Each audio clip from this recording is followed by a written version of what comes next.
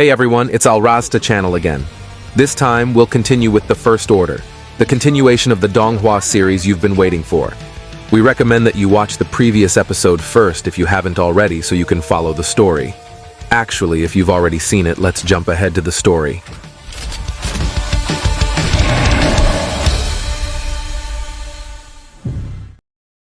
After Xiaosu suggested to everyone that if they still wanted to live, they should return to the place of Fort 113. On the other hand, Zhu Xianchu, the leader of the expedition team, then emphasized that they had special orders this time. Therefore, all of them should not think about returning to Fort 113 before their mission was successfully completed. In his mind, Xiaosu, who felt that the words spoken by Zhu Xianchu were mere talk that had ulterior motives, began to feel the irregularities in their journey this time. Because their mission this time was only to deliver Luo Xinyu and his crew to Fort 112. But in fact, in this case, there will be many people who have to risk their lives just to do such a trivial thing. Well, there are definitely shrimps behind this stone, guys. Liu Bu then asked everyone to forget what Xiaosu had just said, and then they would continue their journey while Suxia's body would be placed in the pickup truck. Xiaosu, who still felt uneasy about Suxia's sudden death, then went back to identify Suxia's body, and that's where he found that on one part of his body, there was a bruise created thanks to a bee needle stuck in the body. And then not long ago, when Zhu Xianchu returned to examine Suxia's corpse, here he found the bruise that Xiaosu had previously seen. However, the bee needle that was previously stuck in the body had disappeared. And of course, the bee needle was apparently taken by Xiaosu secretly. Before continuing the journey, Liu Bu, who thought that Xiaosu, who acted as a guide, had led them through a dangerous path, finally put Xiaosu back into the back of the pickup truck, where he would be placed together with Suxia's body, and the journey continued. Along their journey, Xiaosu again showed his crazy behavior, guys. Because throughout the trip, he continued to chat with the corpse in front of him, not forgetting that he also ate food and drink supplies owned by the expedition team, as before, without feeling guilty.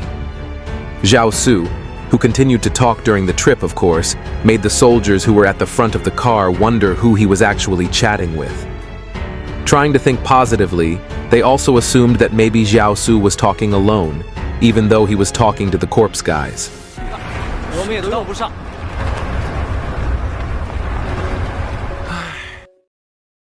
Several hours have passed. Now we will be shown with the expedition team resting when it gets late. But that's when none of them realized that there was a mysterious figure coming towards them. But strangely, the mysterious figure did not attack. The next morning, something happened that was never expected before, where Suxia's body, which was placed in a pickup truck, suddenly disappeared somewhere.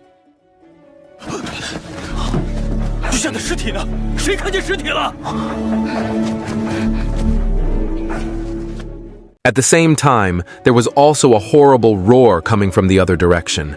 The horrible sound made everyone immediately become alert while preparing their respective weapons. The series of strange events that continued to repeat finally caused Liu Bu to feel frightened, and here he asked Zhu Xianchu that they should just go home and return to the sanctuary of Fort 113. But once again, Zhu Xianchu emphasized that all of them should not return before fulfilling their mission, because if they return now, then the consequences would be that they could be expelled from the shelter of Fort 113 and become homeless on the outskirts of the city. The leader, who seemed to be hiding something, also reiterated to everyone that they would not return now, and they had to continue their journey so that their mission would be completed quickly. Especially since they were also almost out of this terrible wilderness, and then they would soon arrive at the territory of the Jingsan mountain range.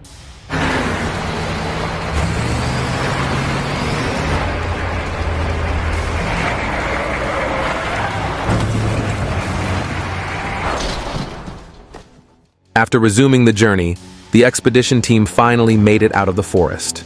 They also briefly stopped at a location before continuing the journey. Here, Ren Xiaosu had started a conversation with Miss Xiao Jin, where the MC asked the woman whether this team was really reliable, considering that these people were only people from inside the fortress who had never seen how terrible the wild was. After seeing Xiaosu, who asked while carrying a box of cake supplies, Zhao Jin began to explain that the soldiers who participated in the expedition this time consisted of two sides: mercenaries and also civilian soldiers who worked under the auspices of the fort. These two parties did not have a harmonious relationship because the mercenaries did not want the civilian soldiers to have a strong armed force, which caused them to be subdued by the civilian soldiers. And of course, this showed that they were unreliable.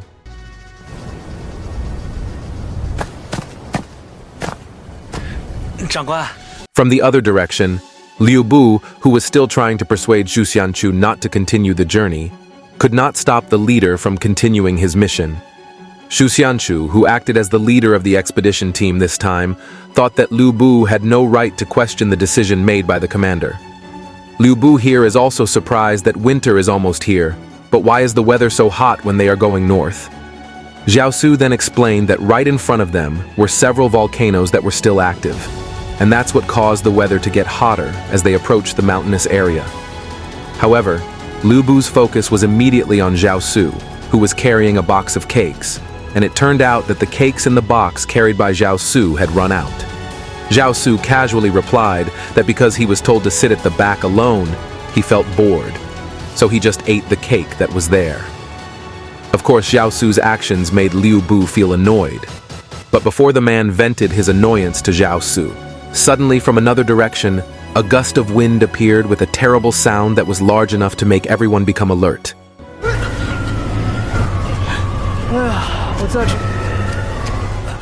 While everyone was confused by what was going on, Xiaosu instead headed back towards the pickup truck to find some more cakes.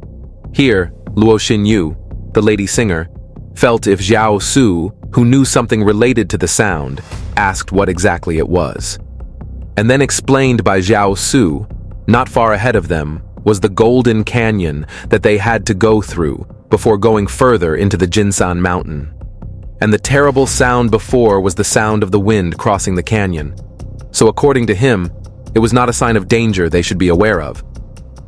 After knowing this, the commander then gave instructions to everyone to get back into the canyon. And the horrible sound before was the sound of the wind crossing the canyon. So according to him, it was not a sign of danger that they should be aware of. After knowing this, the commander then gave instructions to everyone to get back into the car, and they would continue their journey towards the canyon before nightfall.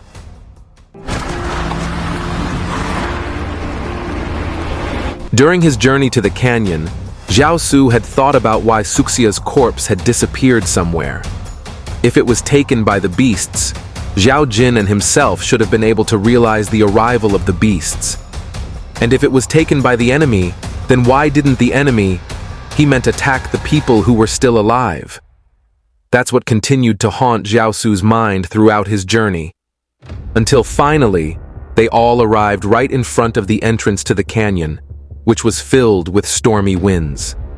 And what made the situation more terrifying was that right on the stone wall, in front of the entrance to the canyon, was written a carved sentence that read, "If the living cannot enter."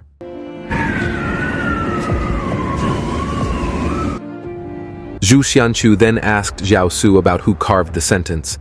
But unfortunately, Xiaosu did not know, because last year when he went to this place, the carving was not there. At the same time, Liu Bu also asked why Xiaosu was in this place before. Even if he were a hunter, he would not be hunting in this place. That's why Liu Bu feels that if Xiaosu has hidden his true identity, he is really very suspicious. Because the situation is like this, Xiaosu finally inevitably has to reveal his true identity. With a serious tone, Xiaosu said that he is.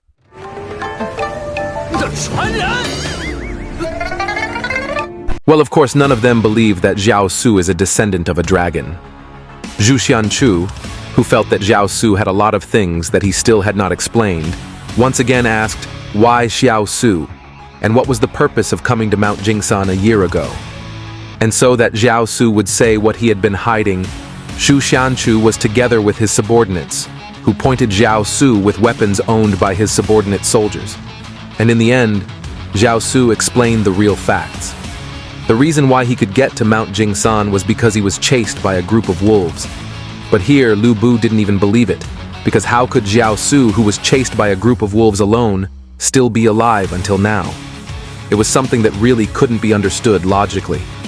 Xiaosu then explained his story again, saying that when he met the wolves, he, who was terrified, continued to run without stopping until finally the wolf group stopped chasing him when he entered the canyon in front of them. Xiaosu also hid in the canyon for 2 days. And after coming out, the group of wolves that chased him finally left. Xiaosu himself only hid until the entrance area of this canyon and had never gone in the direction of the road in front of the canyon that was right in front of them. That's why, from here to the front of the road, he no longer knew about what they would next encounter. After getting a logical answer, Xu Xianchu and the other soldiers finally lowered their weapons.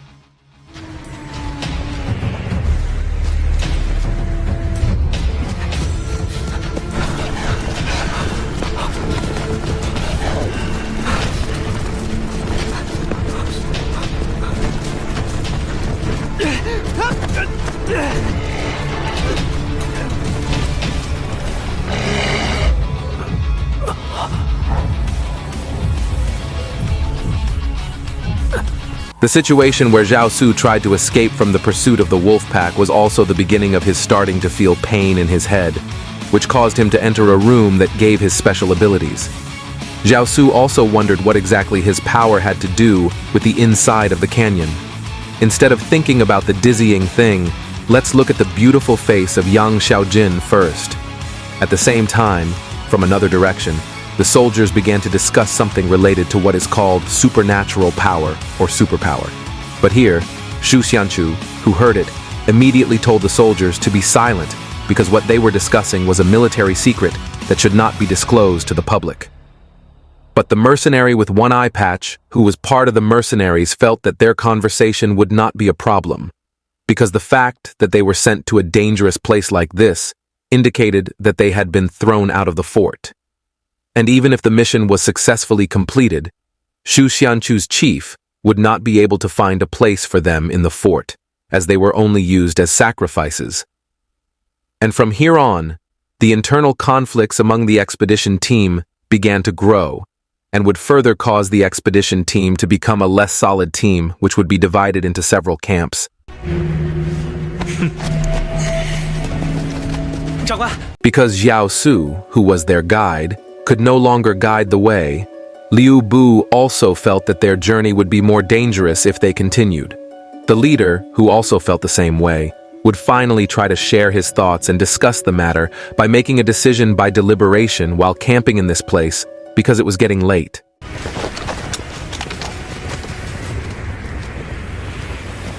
When they had finished setting up camp, everyone then joined in the discussion of whether they should continue their journey or return to the shelter of Fort 113.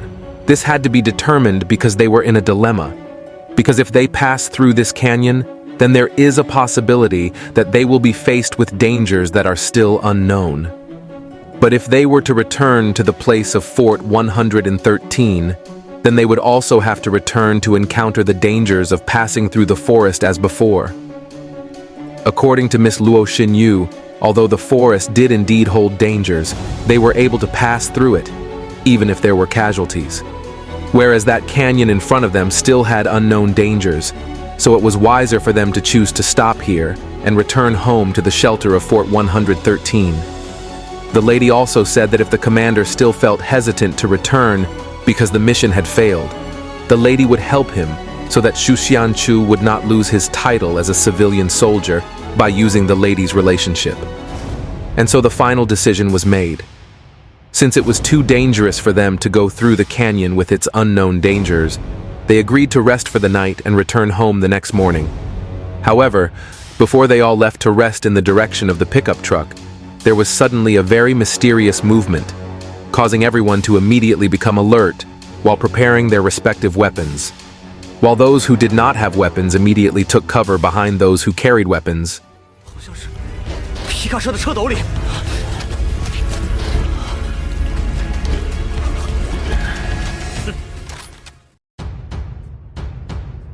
Led by the leader, the civilian soldiers under Xu Xianchu then came together to investigate.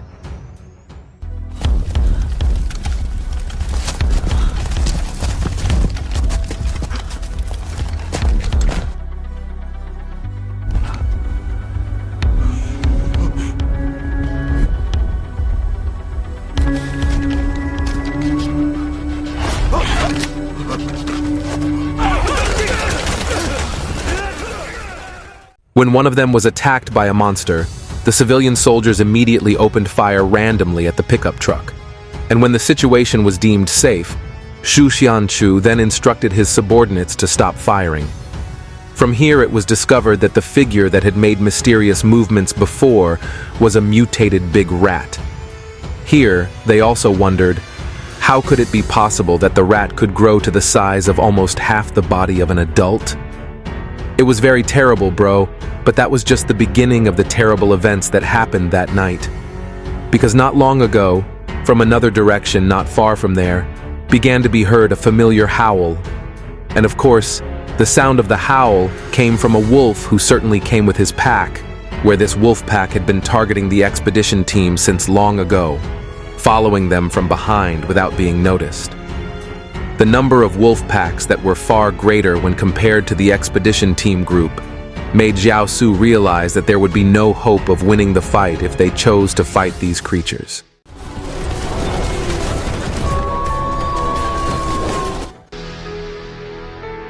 While running towards the canyon, Xiaosu also advised everyone to come with him to go towards the canyon if they still wanted to survive, of course.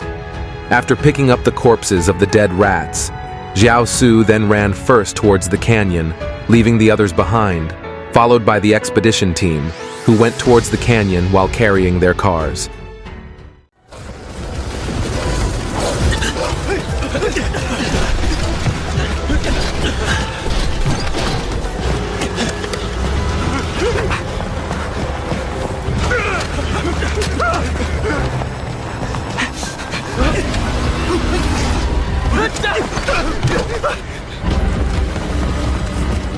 The chaotic conditions that occurred at that time caused everyone to scramble for cars to be able to save themselves. In the end, Liu Bu had to leave behind 2 of his crew members, who were later killed by bloodthirsty wolves.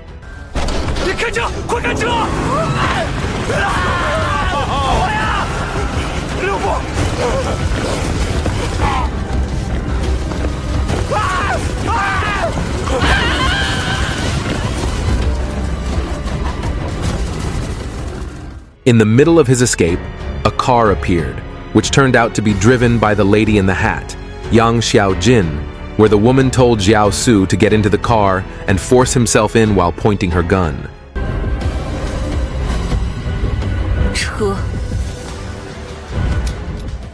Along with another car that was finally seen there, Xiaoshu felt that he no longer needed a ride, because they had all now successfully entered the Golden Canyon area. And after checking the situation, it turned out to be true that the wolves, who had previously chased them with strong killing intent, chose to stop the chase. They stopped right at the entrance of the canyon. In the other direction, Liu Bu here did not expect that Zhao Shu's words that the wolves would not pursue them after entering the canyon were true. Although some of the singing crew had died, it was fortunate that more people were saved in the incident. Liu Bu here also suggested to all of them to choose this place as a place to camp, and after the wolves left, they could return back to the fort. But the MC did not recommend that decision now. According to Xiao Shu, in this situation they could no longer use the same path to return. Similarly, Xu Xianchu also thought the same as Xiao Shu. At the same time, Liu Bu also began to smell a pungent odor, which turned out to be coming from the big rat that Xiao Shu had picked up. He then asked what the MC wanted to do with the dead rat. Xiao Shu replied, "Well, it's definitely for eating, because in a situation like now they can't wait for food to come from the sky." The expedition team's own food supplies were previously in a pickup truck that didn't make it, and the cookies in the truck had also been eaten by this rat. So according to Xiao Shu, it made sense for him to eat the rat that had eaten their food. Meanwhile, Miss Yao Jin parked the car because they were going to set up camp at this place soon. Zhao Shu thought that this woman must have previously wanted to save him for some purpose. However, in the current situation, Zhao Shu felt that he did not really need her help, and instead, Zhao Shu should help her follow up and help her solve problems so that she could survive. Out of curiosity, Zhao Shu also asked the palace system, How high was his ability to survive in the wild? And the system replied that the MC was at the master level. After setting up camp to rest, everyone now finally realized that what they needed in this situation was food, because all their food had been left in the pickup truck, and now there was only a little water left. Xiaosu felt that all of them should leave the canyon immediately and look for food elsewhere, because in the canyon, they could not get any food at all. Liu Bu, who felt hungry, asked Zhu Xianchu, how could they be relieved of the hunger that would soon be felt by everyone in the future? And immediately their gazes all focused on Xiaosu, and kindly, the MC immediately offered the mouse he had brought before. But of course none of them were willing to eat the rat that looked so disgusting.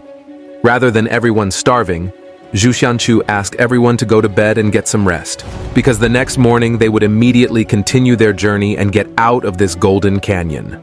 The leader also ensured that when they all reached their destination, no one would go hungry like they are now. As everyone began to prepare to rest, here Miss Yang Xiaojin made a deal with Xiaosu, where she would lend him a dagger in exchange for rat meat. But here, Xiaosu did not want her to lend him, but to give him. And finally, without thinking, Miss Xiaojin agreed with Xiaosu and gave him the dagger in exchange for rat meat. 这送给我。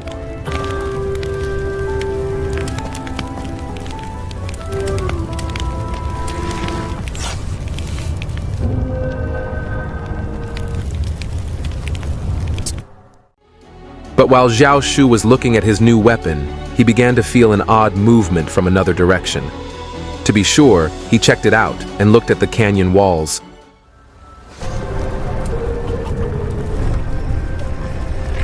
Zhu Xianchu, who also saw the MC sensing an irregularity, then illuminated part of the canyon walls using the flashlight on his rifle. And sure enough, it turns out that the whole place has been filled with a lot of insect creatures with human faces. Because the existence of these creatures is a big threat to the expedition team, everyone inevitably has to postpone the time to rest and continue the escape. When the thousands of insects started to make their move, the situation turned into chaos again, with everyone forced to get into their cars and out of the canyon to avoid being attacked by the man-eating insects.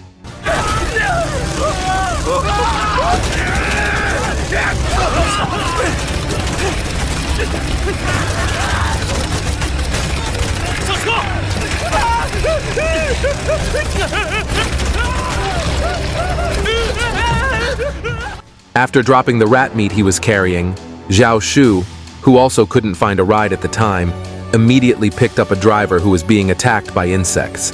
And after saving him, he immediately transported the driver into one of the cars.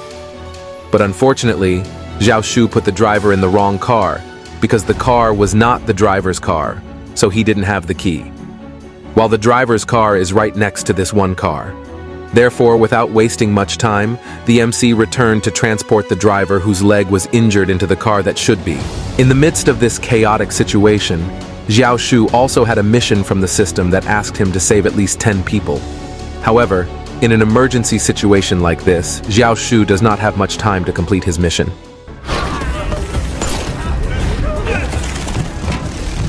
After Miss Yang Xiaojin got into the car, Xiaosu immediately asked the driver to leave immediately and sped up the car, allowing them to avoid death. In the tragedy, only 3 cars were saved, and the journey continued.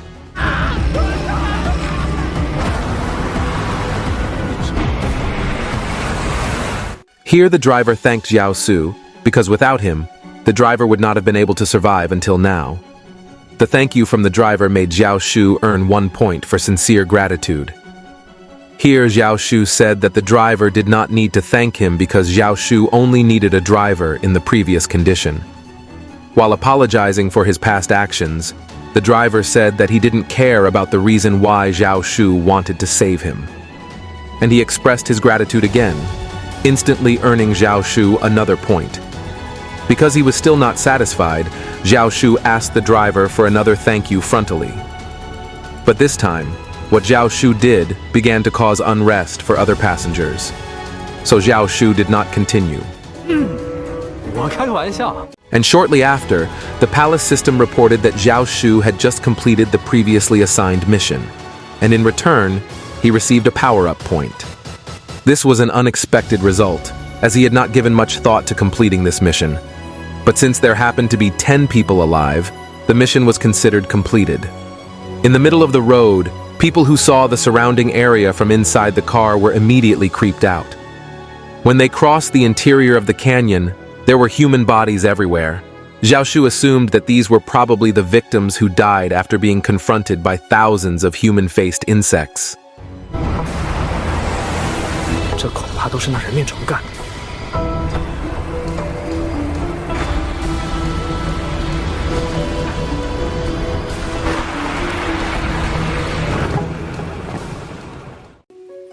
After making it through the canyon, the expedition team was confronted with a jungle. But this forest looks very strange and mysterious as a fantasy world decorated with plants that emit colorful lights.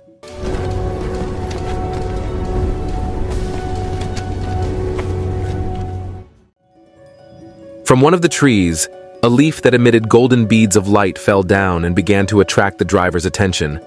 But before the man grabbed it, Xiaosu swiftly pushed it away.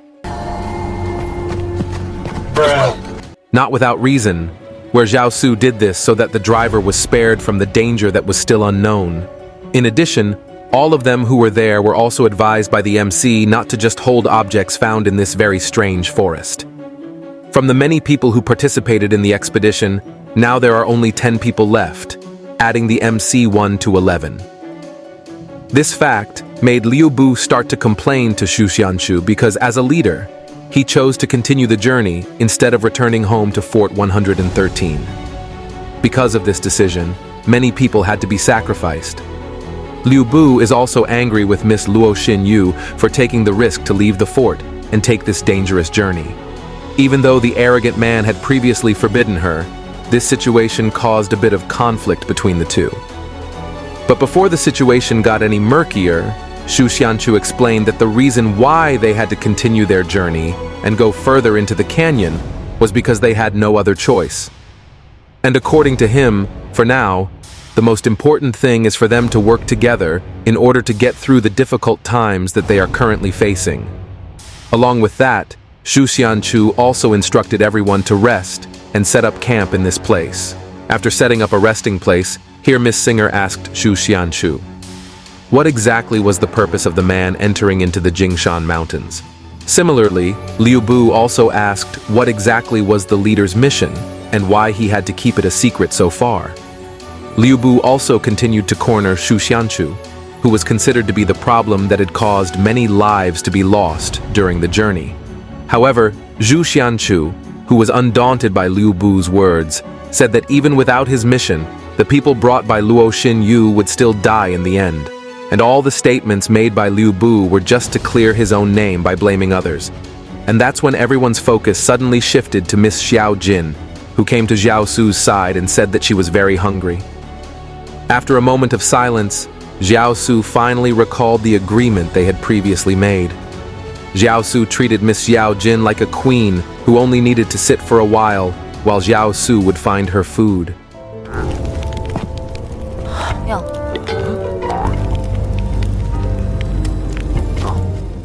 Before the MC went into the forest wilderness that looked very strange, Miss Xiao Jin said that she had picked up the mouse that Xiaosu had dropped, and she had kept the mouse in the back of the car, and then Xiaosu continued to rush away to get the mouse meat. A little later, after Miss Xiao Jin returned from the forest after looking for some firewood, Xiaosu gave her some advice on what not to do when in a strange forest in the wild, which included that one should never walk with their back to a forest that they had just encountered for the first time. This is because if one does so, there is a possibility that one will be attacked from behind by the hidden creatures in the forest without being able to counterattack. When the rat roast was almost done, people who had not wanted the meat before could only smell how delicious the aroma of the roast cooked by Xiaosu was from a distance.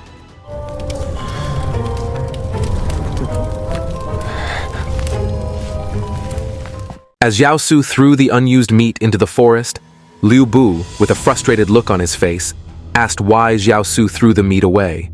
Xiaosu casually replied that it was obvious that he threw the meat away because not only would it attract wild animals, but they all said that no one would eat rat meat except Miss Xiaojin. And if they still wanted the meat, Xiaosu told them to just take the meat themselves. Secretly, Xiaosu took the opportunity to observe the lady next to him. Following which, Xiaosu also asked the system, could the palace system display all the skill lists that Miss Xiaojin had? The system replied that unfortunately it was not possible because Xiaosu still did not have the authority to do so. This ability that Miss Xiaojin has is higher than Xiaosu. Miss Xiaojin has abilities that are on average at a high level, while Xiaosu is only at an intermediate level. So if the MC wants to see the list of skills possessed by the woman, he must be comparable or stronger than Miss Xiaojin. Xiaosu then used the skill paper to duplicate the last basic skill he owned for Miss Xiaojin, with high hopes that he would get one of the useful skills possessed by the woman. However, after the system randomly selected a skill for Ren Xiaosu, what he found was the high-level skill of jumping rope. What a disappointment, guys. Zhao Jin, who was already hungry, asked the MC when the rat meat could be eaten. Xiaosu again explained some things about living in the wild, where the meat they get in the forest must be roasted a little longer than usual. Likewise, with water, they can only consume water that has been boiling for more than 10 minutes, he said. Receiving some knowledge from Xiaosu, the savvy Miss Xiaojin then added some seasoning to her rat meat. 才有机会生病。 At another hearth, Xu Xianchu, who saw that people were getting hungry, asked if any of them had stored food, and they all replied no. This made Miss Xinyu wonder why none of them had brought food. At that moment, a mercenary soldier reversed Miss Xinyu's words and said that the woman had brought food. While looking, the man saw Miss Xinyu full of infatuation. Similarly, the one-eyed man also gave her a passionate look as if he wanted her. Feeling uncomfortable in the end, Luo Xinyu chose to leave for the place where Xiaosu and Miss Xiaojin were. Before the one-eyed man did anything indecent to Miss Singer, Xu Xianchu gave the man a reprimand. The leader reiterated that the most important thing for them to do now was to work together to find food so that they could leave this place. Because if not, then only one thing, according to him, will happen. Namely, everyone will die. But the one-eyed man's question is, where can they find food when none of them dare to go into the forest? While they argue, we are briefly shown Xiaosu not giving Miss Luo Xinyu a seat. It seems he doesn't want to share his food with her, guys. After a while, Zhu Xianchu finally chose to ask Xiaosu for help in finding food for everyone. Given that the MC is a man who is the most expert in terms of finding food in the dangerous wild forest. The moment was also followed by the appearance of a mission asking Xiaosu to help the team find food. And easily, Xiaosu immediately pointed at the man who had previously given a lascivious look at Miss Luo Xinyu. He told them that he had seen the man taking food from the pickup truck before they went to the canyon, and the food he brought was neatly stored in his backpack. The method that Xiaosu applied made the mission he received immediately successfully completed without wasting much of his energy. And as a reward, he also received a piece of basic skill paper. Upon learning that the mercenary was carrying food, Xu Xianchu immediately told the man to take out his food. And then there was an argument because the man did not want to hand over the food he was carrying. The argument between the two became quite an interesting spectacle for Ren Xiaosu, the crazy but genius MC. The argument continued. Xu Xianchu here is still insisting on the mercenary giving up his food, which would later be distributed by Xu Xianchu equally to everyone who was there. However, the mercenary remained adamant and did not want to give up the food he was carrying. He thought that the food was his right and that he would not share it with everyone. As the debate intensified, the mercenary secretly prepared a gun, which he then pointed at Zhu Xianchu. But Zhu Xianchu swiftly knocked the gun away, delivered a few punches, and knocked the man down with a kick. But the attacks on the leader were not over yet. Stealthily from behind, the one-eyed man who was in cahoots with the food carrier unleashed a stab. But unexpectedly, his stab was blocked by a shadow that appeared suddenly. A black shadow that resembled the leader easily broke the dagger held by the one-eyed man. And the shadow also unleashed an attack by thrusting the broken dagger he was holding at the one-eyed mercenary, knocking him down in one strike, although the man did not meet his death. In a situation where everyone was dumbfounded by what was happening, that's when the food carrier, who still hadn't given up, fired a pistol shot at Xu Xianchu. But again and again, his efforts were fruitless as the mysterious shadow returned to protect the leader's body. And even the bullet from the gun was dented the moment it hit the shadowy body. That's crazy strong. And of course, this is where Xu Xianchu's identity as a human with superpowers is finally revealed. And that was the episode of the First Order this time, guys. Thank you for those of you who have watched until the end, and the last word from me, bye.